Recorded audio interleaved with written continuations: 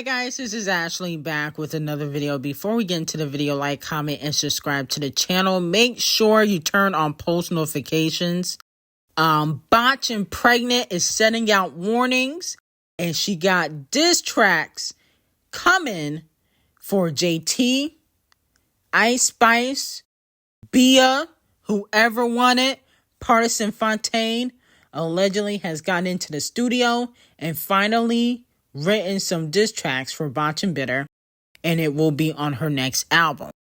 Now, if you guys remember, when Icespxce album unfortunately leaked, allegedly that was strategic to get the Barbs back on her side.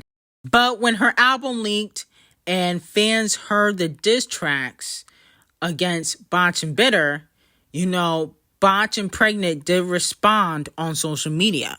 Not in the booth, though. She said, these B-words have absolutely lost their mind. She's talking about JT, Bia, and Icespxce. I'm getting my lip backs on my album, though. On each one of you B-words, okay? And from what I'm hearing, she gonna have a few diss tracks aiming at her son, Icespxce, because Icespxce is here to replace Cardi B. But you can tell she kind of is inspired by Cardi B. And that's why I call her Cardi B's son. Because even though she talked about Nicki this and Nicki that, she do too much of the ABCD bars. And that's what Botch and Pregnant does. And then she's also talked about how it's been 7 years and none of these hoes have caught up to her. Okay, let's talk about it. She did say these B-words can't see her in numbers or stats. And despite Cardi B kind of flopping right now, Elise, she got a top 10 single earlier this year with Dr. Miami. Okay. Nobody else in female rap has been able to get a top 10 other than Megan Thee Stallion for Piss because Nicki Minaj gave her so much clout. She said they can't see her when it comes to money, when it comes to real estate, when it comes to fashion, even though no shade of Cardi B, her fashions have definitely fell off. Okay, the fashions ain't giving. You walking around here like a stripper schoolgirl is not fashion. No shade as of right now. I feel like Icespxce low-key dressed a little bit better than Cardi B. In my opinion, no shade. Because I feel like Cardi B wear the same thing. It's the same schoolgirl outfit. Okay? She says she's not in the rat race with none of these female rappers. She's in the rat race with the side chicks that Off the Cheat has. And low-key, despite Icespxce taking, shots at Cardi B, she could be a little bit scared. I feel like she will be a little bit scared going up against Cardi B. Cardi B ain't scratch off, okay? Cardi B has the payola to beat you.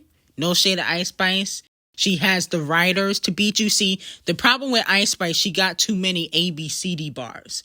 So, her bars, they were really good for BB Belt. That song was fire.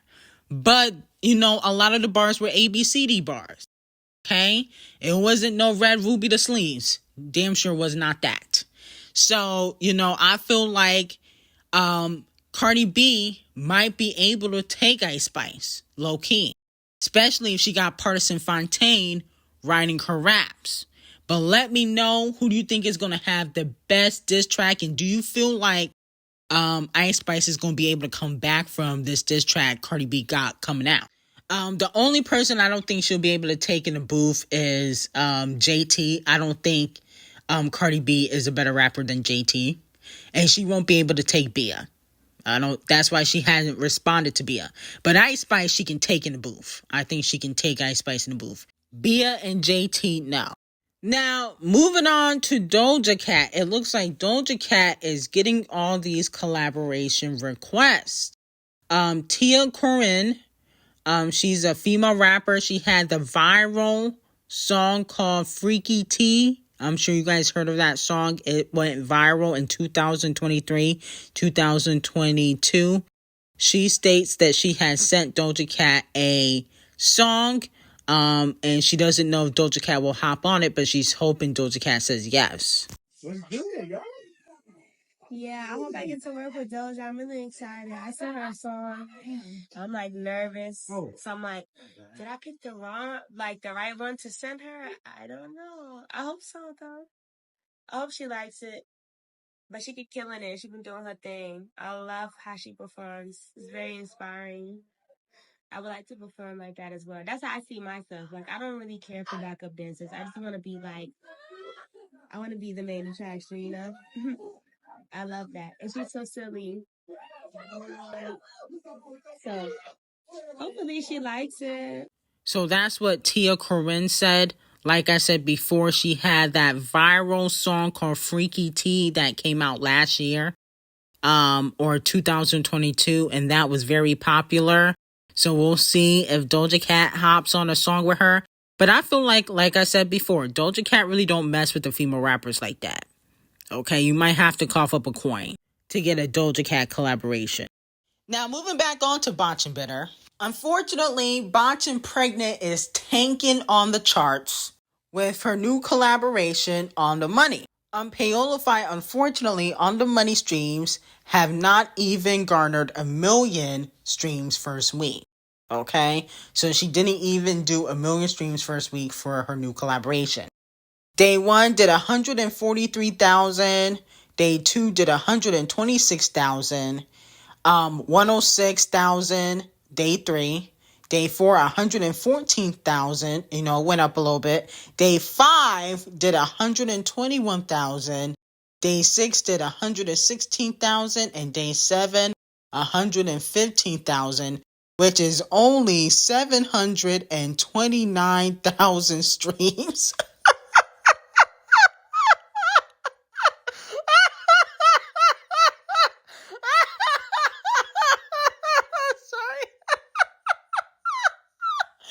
She did 700,000 streams.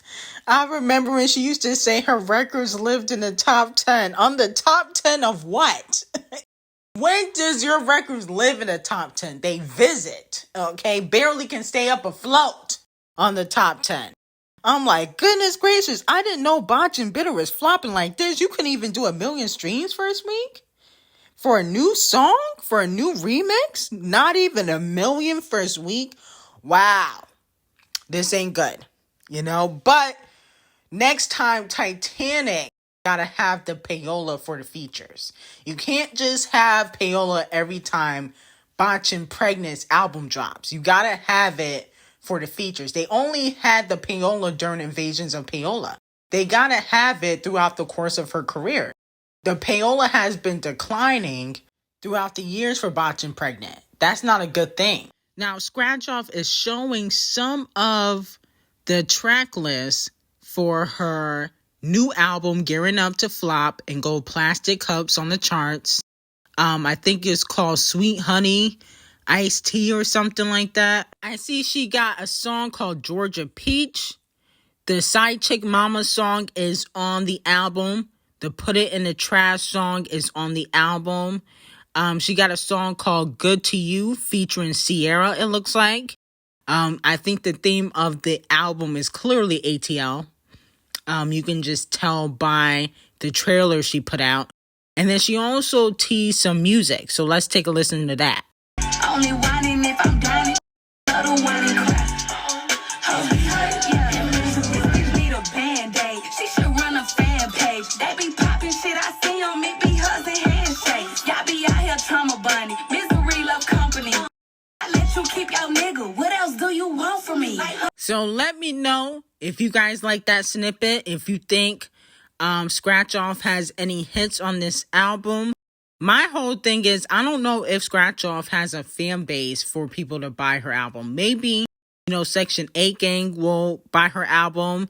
Maybe some of the thotties. But they barely buy Megan Thee Stallion's album. They barely support Botchin' Bitter. We just went over Botchin' Bitter's recent remix numbers. So I don't really know if she can rely on their fans. So congratulations to Megan Thee Stallion. Megan Thee Stallion finished her video for Mamushi, which allegedly will be dropping soon.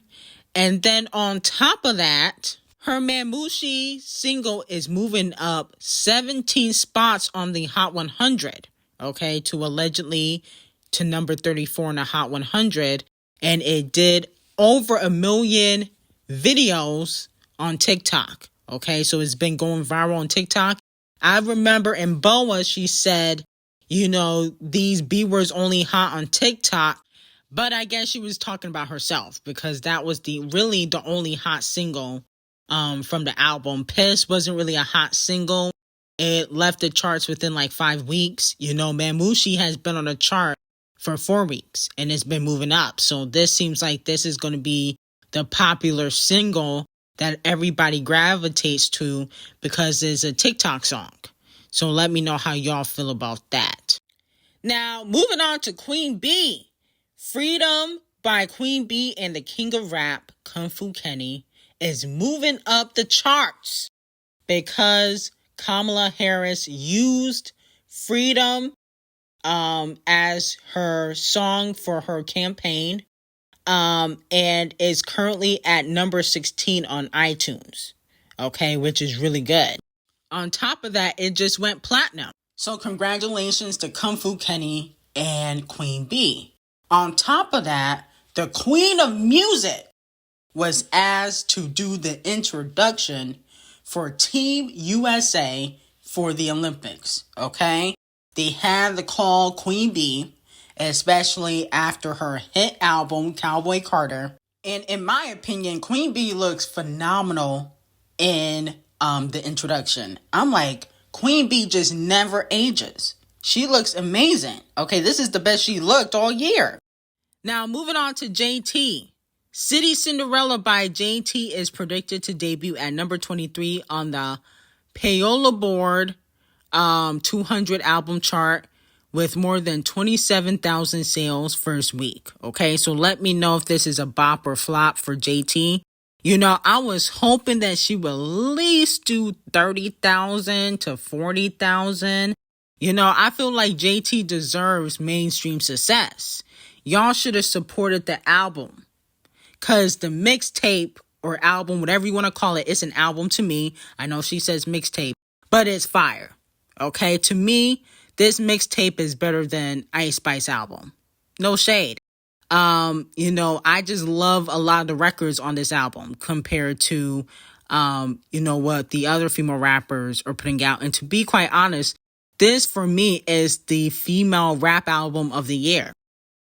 If we're being completely honest, so far for 2024, it's the female rap album. I didn't like Megan Thee Stallion's album. You know, Icespxce album is okay. I'm not crazy about that album. You know, Doja Cat came out last year, so it don't count. Nicki Minaj came out last year, so it don't count.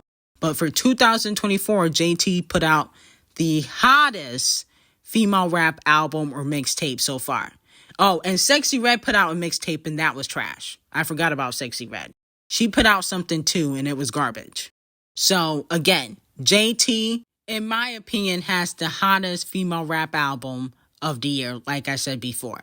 And she deserves mainstream support, but a lot of people are not going to support her because, one, she's dark-skinned. You know, a lot of y'all are colorists. And she's not beefing with Nicki Minaj, so people are not going to support her out of spite. Now, Rolling Stone gave Icespxce a 3.5 score out of 4 for her album Y2K, okay? So she got a 3.5 out of 4 stars for her Y2K album. They said that NYC rap star delivers a debut album that thrives on clamor and chaos, okay? Now, my whole thing is, wasn't she on the cover of Rolling Stone, okay? That just recently came out where she was talking about Scratch Off and Nicki Minaj. So they're biased. She was on the cover of your magazine. So of course you're going to give her a good score. But they said a lot of what she landed on here is exciting. Riot was magic with the beats and expand Ice repertoire.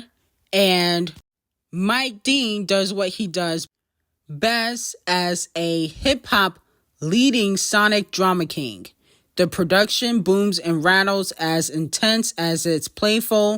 keeping a smidge of lativity that separated Ice from the doom and gore of the rest of the New York's drill scene. She and Travis meld worlds on O-ish as he puts his signature ad-libs on the drill flow that complements her own, but then Ice and Riot take their sound south on Papa and Plenty Sun, combining regal trap and drill tilderly hi-hats, okay?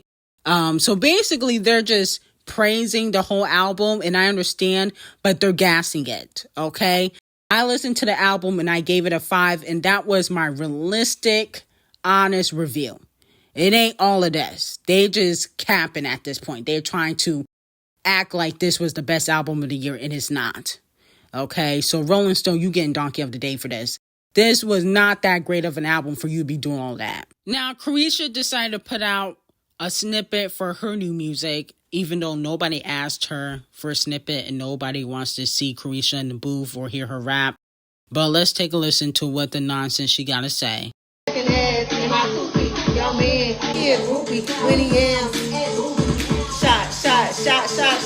Shot. Call me another one. Hey.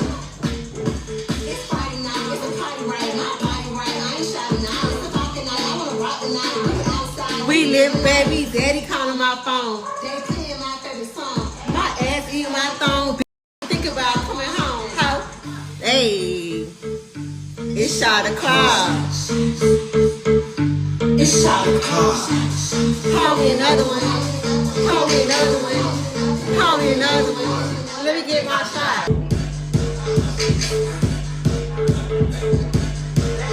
Yeah, I'm going to pass on that. You know, people are saying, well, this is going to go good in the clubs. Well, that's nice, but I'll pass on this. You know, basic A, B, C, D bars. I mean, what makes Carisha stand out? Piss on her face? Because that's all. I don't get anything Carisha does when it comes to the rap. I think it's actually kind of pointless for her to be doing rap. Okay, I think she should become an influencer. People are trying to say, oh, she's better musically than JT. No, the F, she's not. Let's stop that. She's not better than JT musically. Y'all need to stop lying. Okay? But let me know if you guys like the snippet. It's not for me. I'll pass on it. Won't ever listen to a Carisha song like that. So, yeah, no. Now, moving on to J. Cole the Snake. He has a collaboration with ASAP the Colorist coming out on ASAP's album, Don't Be Dumb, that's coming out August 30th, okay? Which, you know, I really don't care about. What I do care about is the fact that J. Cole is switching on Champagne Thickums right in front of our eyes, which I can't respect. My whole thing is, you know, Champagne Thickums is beefing with ASAP the Colorist because of Rihanna. He dissed him on Family Matters, and you're working with him after, you know, Champagne Thickums gave you your first #1 with first person shooter. Wow. Just fake. Now, in Family Disaster, you know, which was a flop, Champagne Thickums says, Rakim talking ish again. Gas, cause you hit my BM first. If you don't know the story behind that, ASAP the Colorist slept with Champagne Thickums, you know, escort baby mama, Sophie, okay? He said, do the math, who was I hitting then? You know, at the time he was hitting Rihanna. He said, I didn't even know you rap still, because they only talk about your fit again. Probably gotta have another kid again, for you think about dropping any ish again. Even when you do drop, they gonna say you should have modeled, because it's mid again. Okay, Smoking Fenty, bout it, should have put you on the first one trying to get in it. Ask Fenty if it's a good idea the next time you cuddle in bed again. She'll tell you to leave the boy alone before you get your head split again. Okay, so that's what Champagne Thickums said about ASAP the Colorist in Family Matters. So J. Cole, you know they got beef. And you just completely turn your back on Champagne Thickums. He ain't got no friends. First Wayne, now J. Cole. Why are y'all collaborating with his ops. My whole thing is I can't fully respect it because you guys only did this when, he had his back against the wall and everybody turned on him. If Wayne and J. Cole really felt some type of way about Champagne Thickums, you guys should have cut him off years ago. You waited until everybody started having issues to now jump ship. I can't respect that. I can't. I'm sorry. Y'all was keying in that man's face for years, working with him, did a ton of songs with him, and then now, because Kendrick Lamar annihilated him, y'all turn your back on him. And then to make matters worse, Hot 97 DJ Cast says ASAP the colorist will be responding to Champagne Thickums' Family Matters diss on his new album. And he said that basically Champagne Thickums is high on his list in regards to a response. So now J. Cole is hopping on a Champagne Thickums diss album. J. Cole, you fake. I'm sorry, you fake, you phony. You was buddy with him earlier this year. Now everybody turned their back on Champagne Thickums. He ain't got no friends, but he got Nicki, Camila Cabello, Sexy Red, Whackademics. He got Drewski, I guess, and Little Twizzler here, aka Lil Yachty, but everybody just turned their back on him. Wow. But anyway, I got some hot tea on Patreon. Link will be in the description. Have a great day.